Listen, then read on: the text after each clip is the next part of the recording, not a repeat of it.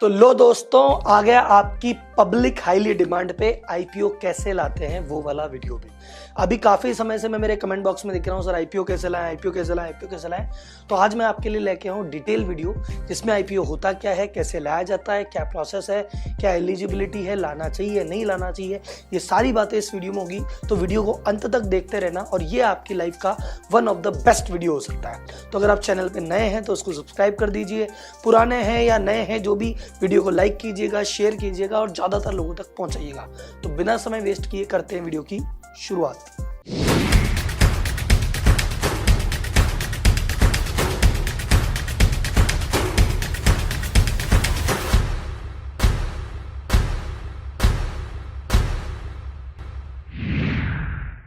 देखो, बिजनेस चालू करने के लिए और उसको रन करने के लिए, उसको बढ़ाने के लिए पैसा चाहिए। अब पैसा लाए कहां से? पहला ऑप्शन है खुद का पैसा लाओ। भैया ले भी आए, लगा भी दिया, बट कितना लगाएं उसकी तो लिमिट होती है। फिर दूसरा, चलो अपना पैसा नहीं है तो लोन का पैसा लगा दो। तो चलो लोन भी ले लिया, लोन का पैसा भी लगा दिया, पर भैया उसकी भी तो लिमिट होती है। और लोन के पैसे में एक छोटा सा रिस्क होता है। क्या भाई साहब?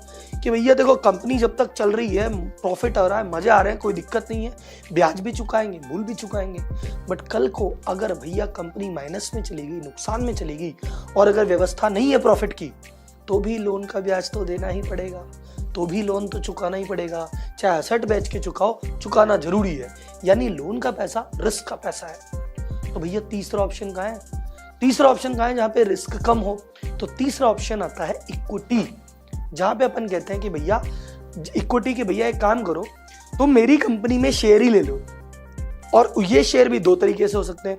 पहला तरीका प्राइवेट, आपने अपने घर में यार दोस्त, भाई बंधु, चाचा उसको बोला, या किसी हाई नेटवर्थ इंडिविजुअल को, पैसे वाले व्यक्ति को बोला, या यहाँ पे जो वीसी फर्म आती है, venture capitalist, P, private equity, इन बड़ी बड़ी फर्मों को बोला, भैया एक काम करो, मेरी कंपनी में 20% के शेयर ले लो और बदले में, सपोज मेरी कंपनी का वैल्यूएशन निकाला आपने 100 करोड़ रुपए होता है, मेरे को 20% ले लो, 20 करोड़ रुपए दे दो।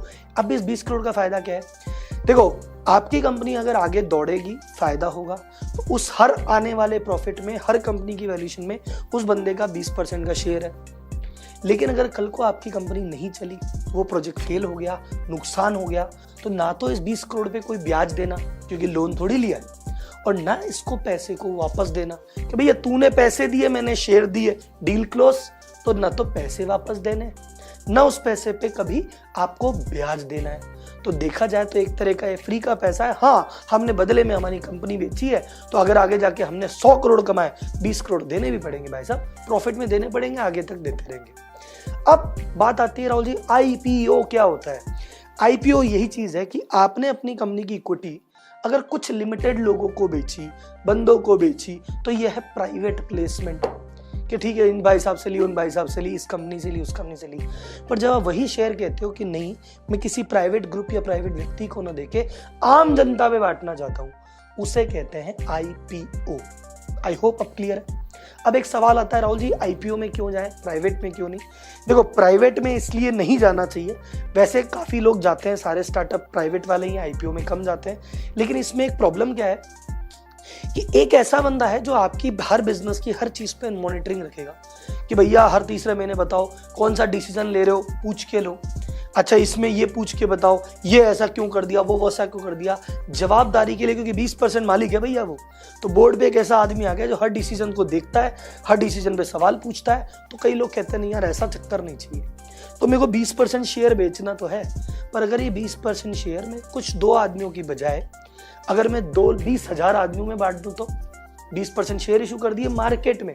अब किसी के बाद 2 शेयर, किसी का 4 शेयर, सब शेयर लेके बैठे, सब मालिक है, लेकिन वो रोजमर्रा में मेरे क्वेश्चन नहीं उठा रहे, हर चीज को चेक नहीं कर रहे, इसलिए मैं आईपीओ लेके आता। अब बात करते हैं, सर आईपीओ लाने के लिए क्या मैं एलिजिबल हूं?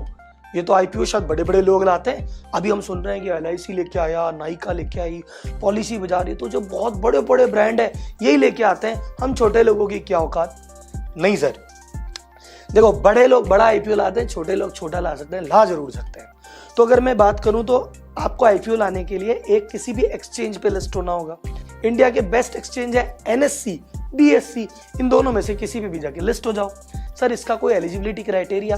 देखो अलग अलग बोर्ड के अलग अलग एलिजिबिलिटी क्राइटेरिया होते हैं, लेकिन मैं अगर आपको एक एनएससी का एग्जांपल देता हूं तो एनएससी का क्राइटेरिया क्या है कि भैया अगर आपको आईपीओ लेके आना है तो मिनिमम 10 करोड़ रुपए की आपके पास पेड अप कैपिटल होनी चाहिए। 10 करोड़ रुपए की ऐसे शेयर हो जिसका पैसा आ चुका हो, और 25 करोड़ रुपए की जैसे मतलब आपका शेयर जब लिस्ट हो जाए और लिस्ट होने के बाद उसकी जो वैल्यूएशन है वो 25 करोड़ से ऊपर होनी चाहिए साहब। अब कई लोग कहते हैं कि सर जी 10 करोड़ 25 करोड़ तो हो जाएगा, पर कई लोग कहते हैं सर जी 10 और 25 भी नहीं है, अब क्या करें? सर आप टेंशन मत लो, बीएससी का एक होता है मेन बोर्ड आईपीओ जहां एक्चुअल में बीएससी के काम होते हैं। एक बीएससी ने बनाया है एसएमई बोर्ड जहां पे एसएमई भी आईपीओ ला सकते हैं। वहां पे उसकी रिक्वायरमेंट है कि आपकी जो पेड अप कैपिटल है वो 3 करोड़ से ऊपर होनी चाहिए और 25 करोड़ से ऊपर जा नहीं सकती। इसका मतलब अगर आपका मार्केट कैप 3 करोड़ से 25 करोड़ के बीच में है तो भी आप आराम से ला सकते हो। इसके लिए बोले सर एलिजिबिलिटी क्राइटेरिया, बोले सर अगर आपकी नेटवर्थ 3 करोड़ रुपए या उससे ज्यादा है आप एलिजिबल। तो नेटवर्थ क्या होती है कि भैया टोटल असेट में से टोटल लायबिलिटी माइनस करी, अगर वो 3 करोड़ से ऊपर है तो भैया आप एलिजिबल हो, आईपीओ ला सकते हो। आपके पास्ट 3 साल में, लास्ट 3 साल में कोई भी 2 साल अगर प्रॉफिट है, प्रॉफिट कितना ये नहीं पूछ रहे कि 1 करोड़ के 2 करोड़ 50 करोड़, लास्ट 3 साल में से 2 साल प्लस में होना चाहिए। तो लास्ट 3 साल में से 2 साल प्लस में है, 3 करोड़ रुपए की मार्केट कैप है, तो मिनिमम 3 करोड़ से लेके 25 करोड़ तक का आईपीओ आप अपने हिसाब से ला सकते हैं। अब काफी लोगों को उम्मीद होगी हाँ यार ये वाली चीज तो पॉसिबल है, हो सकता है आज पॉसिबल नहीं हो, लेकिन अगर आज मेहनत करेंगे तो 2 साल 3 साल बाद हम भी आईपीओ लाने के लिए तैयार है। 2-4 करोड़ रुपए हम भी मार्केट से उठाएंगे, इंटरेस्ट फ्री उठाएंगे, पैसे वापस भी नहीं देने हैं और कोई टेंशन भी नहीं है, और ये लोन और खुद की कैपिटल से बढ़िया अरेंजमेंट मिल गया। अब बोले राहुल जी फटाफट प्रोसेस बताओ। तो प्रोसेस जाननी है तो देखो प्रोसेस के सिंपल स्टेप है। आपने आईपीओ बनाने का मन बना लिया कि आईपीओ लाना है, तो सबसे पहला स्टेप होता है आपको मर्चेंट बैंकर ढूंढना होता है। बोले सर बैंक तो सुना ही है, मर्चेंट बैंकर क्या होता है?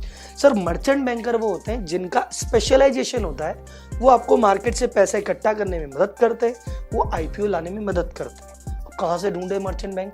सर जितने भी बड़े बैंक हैं इन सब ने अपनी एक अलग मर्चेंट बैंकिंग का ऑफिस खोल रखा है। जैसे आईसीआईसीआई भी एक मर्चेंट बैंकर है, एसबीआई भी मर्चेंट बैंकर है, बीओबी भी मर्चेंट बैंकर है। तो किसी भी बैंक की एक मर्चेंट बैंकिंग अलग से ब्रांच या अलग से डिवीजन है, आप उनको जाके बोलेंगे। वो क्या करते हैं, सबसे पहले आपकी एलिजिबिलिटी चेक कर लेंगे। वो कहेंगे भैया लाओ बैलेंस शीट लाओ, प्रोजेक्ट रिपोर्ट लाओ, हम देखते हैं एक बार कैसी कंपनी है। वो देखते हैं कि हाँ भैया मुझे कंपनी तो बढ़िया लग रही है, 3 साल का ट्रैक रिकॉर्ड भी ठीक है, बैलेंस शीट भी ठीक है, और चेक करते हैं कि चलो तुम्हारे बिजनेस मॉडल के बारे में बताओ, कैसे पैसा कमाते हो, कैसे तुम्हारे कितनी ब्रांचेज हैं, कितने कस्टमर है, किस तरह का। जब बैंक को कॉन्फिडेंस आ जाता है कि यार ये कंपनी अच्छी है, अच्छा बिजनेस मॉडल है, अच्छे कस्टमर है, अच्छा प्रोडक्ट है, अच्छा मार्जिन है, अच्छा फ्यूचर है और प्रमोटर भी बढ़िया है, कोई प्रॉब्लम नहीं है, तो वो कहते हैं चलो ठीक है हमने एक्सेप्ट किया, अब हम आपका मर्चेंट बैंकर बनते हैं, अब आप सारी चीज हम पे छोड़ दो, आगे की सारी कार्रवाई हम कर लेंगे। पहले स्टेप में मर्चेंट बैंकर सेटिस्फाई हो गया कि यार कंपनी बढ़िया है, इसके लिए पैसे जुटाए जा सकते हैं, तो वो एक्सेप्ट करता है। और अब आता है सेकंड स्टेप पे जिसको कहते हैं due diligence and filing. Sir due diligence क्या होता है? ड्यू डिलीजेंस है जिसमें ये पूरा आपकी मोटा मोटी सारी चीज चेक कर ली, अब वो क्या करेगा, उसका अंडरराइटिंग करेगा। हो जी अंडरराइटिंग क्या होती है? सर अंडरराइटिंग का मतलब होता है कि वो बैंक कहता है, आईसीआईसीआई बैंक कहता है कि भैया इनके 5 करोड़ रुपए का आईपीओ आ रहा है, 5 करोड़ का आईपीओ आ रहा है और मैं लाने में इनकी मदद कर रहा हूँ, मार्केट में इनका 5 करोड़ का आईपीओ जाएगा और आई होप 5 करोड़ के बदले दुनिया आएगी और 5 करोड़ इन्वेस्ट कर देगी। लेकिन कल को अगर इसका आईपीओ में लोगों ने पैसा नहीं लगाया, 4 करोड़ ही आए, तो जो बचे हुए 1 करोड़ है वो मैं दूंगा, मेरी जिम्मेदारी। इसको कहते हैं अंडरराइटिंग। वो आपका मर्चेंट बैंकर कहता है तेरा 5 करोड़ का आईपीओ लाना मेरी जिम्मेदारी है, 3 आए तो 2 जेब से लगा दूंगा और कोई नहीं आया तो 5 के 5 जेब से लगा दूंगा।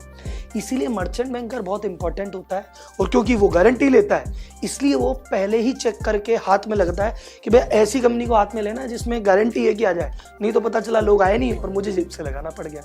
तो सबसे पहले वो अंडरराइटिंग एग्रीमेंट करता है, तो आप निश्चिंत हो जाओ, आपके आईपीओ में पैसे आने तय हैं क्योंकि उसने लिख के दे दिया। अब वो क्या करता है, फाइलिंग करता है। तो फाइलिंग के लिए आपने सुना होगा DRHP, RHP, उसको कहते हैं ड्राफ्ट रेड हियरिंग प्रोस्पेक्टस या रेड हियरिंग प्रोस्पेक्टस। एक ऐसा डॉक्यूमेंट होता है जो सेबी में या बाकी सभी जगह सबमिट किया जाता है जनता को बताने के लिए, देखो हम जो आईपीओ लेके आ रहे हैं वो है क्या।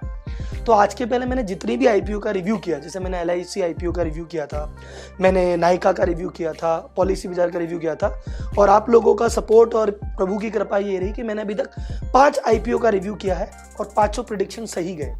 वो जो प्रेडिक्शन के लिए मैं डेटा कहाँ से लेके आता हूँ, इसी RHP से। ये RHP फाइल होती है और ये ओपन में होती है कि भैया इसमें देख लो, इसमें प्रमोटर की डिटेल भी है, प्रमोटर कौन, कहाँ, कब से, उसकी क्या एजुकेशन, कितने शेयर है, कंपनी की भी पूरी डिटेल है, कंपनी कब रजिस्टर्ड हुई थी, क्या काम करती है, कैसा करती है, कितनी ब्रांच है, कितने एम्प्लॉय है, कितना टर्नओवर है, क्या प्रॉफिट है, आगे उसकी रिस्क क्या है, उसमें अपॉर्चुनिटी क्या है, जितनी भी सारी चीजें हैं उसको लिख के देनी पड़ती है सेबी में कि देखो हमारी कंपनी ये करती थी, ये करती है, ये करना चाहती है, ये 3 साल की बैलेंस शीट है, अगले 5 साल का हमारे प्लान है, हम पैसा लेके इस पैसे का ये करने वाले, सब बताना पड़ता है। वो बता के सारी चीजें जहां जहां भी फाइलिंग होनी है, सेबी में फाइल होनी है, सेबी में फाइल हो गई, जूनियर है जैसे जो SME IPO में सेबी की जरूरत नहीं है तो स्टॉक एक्सचेंज में फाइल हो गई, जहां जहां भी रिक्वायरमेंट है वहां जाके कंपनीज एक्ट में ROC में फाइल हो गई, वो सब जगह जाके वो डॉक्यूमेंट की कॉपी जमा हो जाती है। अब थर्ड स्टेप आता है प्राइसिंग। राहुल जी मेरा शेयर कितने रुपए पे आएगा? सर वो मर्चेंट बैंकर काम करेगा, आपको निश्चिंत रहना है। मर्चेंट बैंकर आपकी पुरानी बैलेंस शीट और आगे भविष्य की संभावनाओं को लेके एक मैकेनिज्म फॉलो करता है और एक कंपनी का वैल्यूएशन निकालता है। उसने कंपनी का वैल्यूएशन निकाला है, चलो आपकी कंपनी की वैल्यूएशन है 50 करोड़ रुपए, और आपने कहा कि यार मुझे 80% शेयर में ही रखूंगा, मेरे को तो 20 ही देने, तो 50 करोड़ की वैल्यूएशन थी, तो वो 10 करोड़ रुपए का आईपीओ, तो कहेंगे आईपीओ कितने का आ रहा है? 10 करोड़ रुपए का। मार्केट की कैप कितनी है? 50 करोड़। 40 करोड़ किसके पास? हमारे पास भाई साहब। तो आपके जो घर बैठे शेयर की वैसे कोई वैल्यू नहीं थी, अब बैठे बैठे 40 करोड़ की वैल्यू हो गई आपकी। तो ये पहला फायदा आपको होता है। अब 20 करोड़ का आईपीओ है, अब बोले भैया कितने रुपए पे लाना है, तो रुपए का भी वो कैलकुलेशन निकालते हैं। एक फिक्स निकाला कि चलो ठीक है, एक फिक्स प्राइस आईपीओ आता है कि भैया देखो ये 10 करोड़ रुपए का आईपीओ अपन को लाना है और अपन टोटल इतने शेयर इशू कर रहे हैं, तो 200 रुपए लगभग फिक्स कर देते हैं। या कभी कभार क्या करते हैं कि 200 रुपए फिक्स नहीं करके बोले 180 रुपए से लेके 210 के बीच में, इन दोनों के बीच में हम लेके आ जाएंगे। तो वो एक रेशियो फिक्स है 180 से 210 के बीच में, लोग अपने अपने हिसाब से अप्लाई करते हैं। फिर आईपीओ हो सकता है 180 पे खुले, पर उससे कम नहीं खुलेगा, उससे ज्यादा नहीं खुलेगा, एक रेट आ जाती है। अब बात आती है कि भैया ये जो 10 करोड़ रुपए का आईपीओ है इसमें पैसे लगाएगा कौन? तो हमको लगता है आप और हम जैसे लोग लगाते हैं। नहीं सर, 3 तरह की कैटेगरी होती है। एक कहते हैं QIB, क्वालिफाइड इंस्टीट्यूशनल बैंक्स। वो क्या करते हैं, वो ऐसे फिक्स बैंक कहते हैं जो बड़े बड़े म्यूचुअल फंड कि जैसे रिलायंस म्यूचुअल फंड है, ICI म्यूचुअल फंड है, SBI म्यूचुअल फंड है, ये बड़े बड़े फंड है जो ये कह रहे हैं कि चलो ठीक है, इस आईपीओ में से 10 करोड़ में से एक काम करो, 5 करोड़ तो हम ही ले लें। तो एक तो QIB होते हैं। एक होते हैं नॉन इंस्टीट्यूशनल इन्वेस्टर, जैसे एक कोई बड़ा व्यक्ति है सीधे 1 करोड़ का इन्वेस्ट करेगा, सीधे 2 करोड़ का। वो इंस्टीट्यूशन नहीं है पर्सन ही, लेकिन वो बड़ा आदमी है, एक बार में छोटे रिटेल नहीं करता, बड़ा करता है। सेकंड कैटेगरी वो। और थर्ड जिसको कहते हैं रिटेल इन्वेस्टर, या आप जैसा मेरे जैसा कोई भी 10, 20, 25, 50 हजार लगाना चाहे वो लगा सकता है। तो इन 3 कैटेगरी में इसको बांटा जाता है।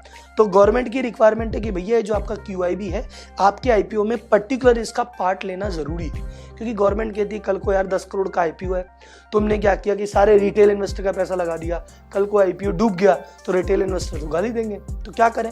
तो बोले यार कुछ जो बड़े बड़े हाथी लोग हैं इनको बोले यार थोड़ा पैसा तुम भी लगाओ, ताकि रिटेल पे सारा भार ना आए और कल को कुछ ऊंच नीच हो तो आधी नीच नीच तुम भी संभाल लो। अब अपन देखते हैं कि भैया ठीक है, सारा बंटवारा हो गया, हमने कह दिया 10 करोड़ में से भी आप 5 करोड़ बड़े फंड वाले दे देंगे, 1.5 करोड़ ये इंडिविजुअल से ले लेंगे, 3.5 करोड़ रिटेल इन्वेस्टर। अब इसका प्रचार प्रसार किया जाता है, टीवी में ऐड दिए जाएंगे, लोगों से मिला जाएगा, मीटिंग की जाएगी, पार्टी की जाएगी, लोगों को एजुकेट किया जाएगा, देखो हमारी कंपनी कितनी बढ़िया है, प्लीज भैया इसमें पैसे लगा दो।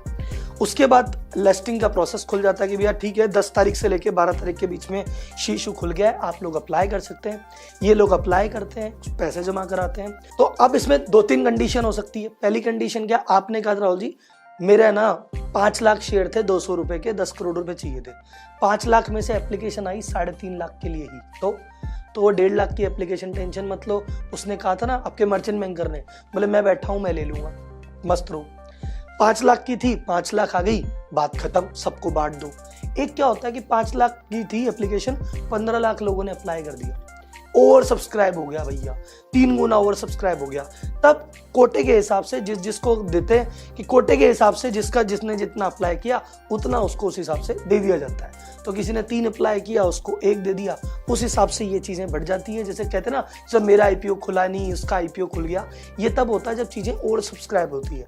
अगर ओवर सब्सक्राइब नहीं हो तो जितना अप्लाई करोगे उतना ही आपको मिल जाएगा। सब्सक्राइब होने के बाद, सबको अलॉटमेंट होने के बाद, अब ये शेयर पहुंच गया है मार्केट पे, बीएससी पे, एनएससी पे, और आपके इन्वेस्टर की जेब में है शेयर्स और आपकी जेब में है पैसे। अब आपकी जिम्मेदारी है इस पैसे का बढ़िया से बढ़िया सदुपयोग करो, कंपनी को और आगे लेके जाओ, ताकि वो जो शेयर आज उन्होंने 200 रुपए में लिया है, कल को जाके उसकी वैल्यू 400 हो, 600 हो, 800 हो।